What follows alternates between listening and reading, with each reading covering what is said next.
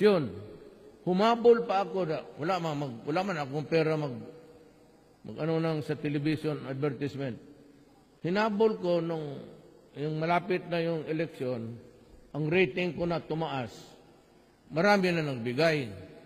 Pumunta ako sa ABS-CBN, nagmakaawa ako na pwede ba akong paano lang. Tinanggap ang pera ko, sabi ko ito yung propaganda ko, maiksi lang. Putang inang ABS na yan. Hindi nilabas.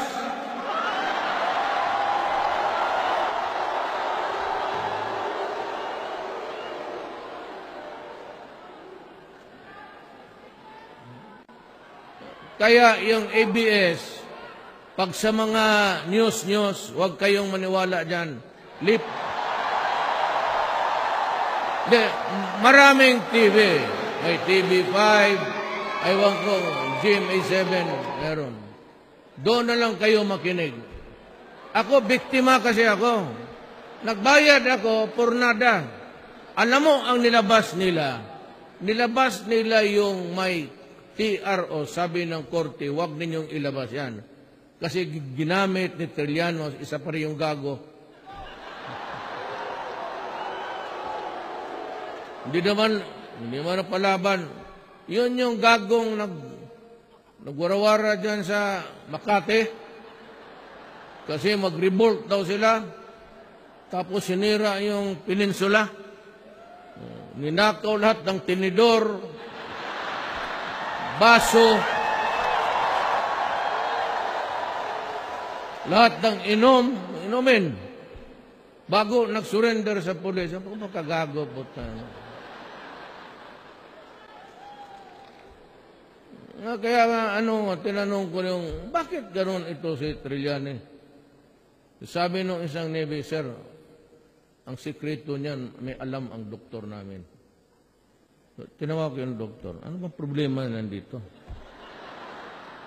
Isa hindi dito, Mayor, sa baba.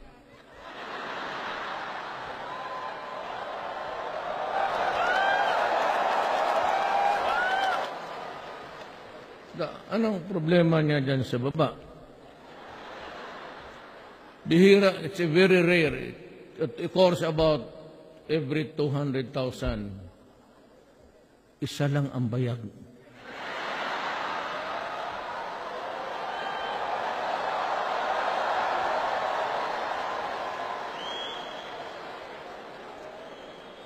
Kung totoo ka, it's an abnormality. It occurs in every male population, 200,000. May isa dyan. Ang problema, natanggap pa sa Navy, hindi hinipo yung...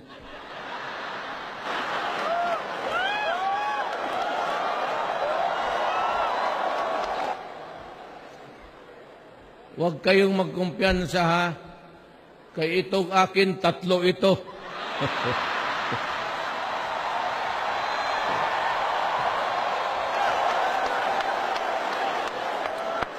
Totoo. Takang niya ako. Kaya ako naniwala ako sa doktor. Sinabi, it occurs in every. It could either be more than 2. Kaya, hindi na ako nagsabi sa kanya na, doktor, kasali ako doon sa 200. Pero, abnormality. Pero at least yung akin may extra pa. Sige lang kayo dyan tawa. Magseryoso tayo. Kaya nga ako wala akong, totoo yan, honest. I would not say it in public, put libel yan. Tinanggap nila ng pera, tapos ang ABS gusto, isa uli, sabi ko, huwag mo nilang tanggapin. Abuloy ko na lang yan sa...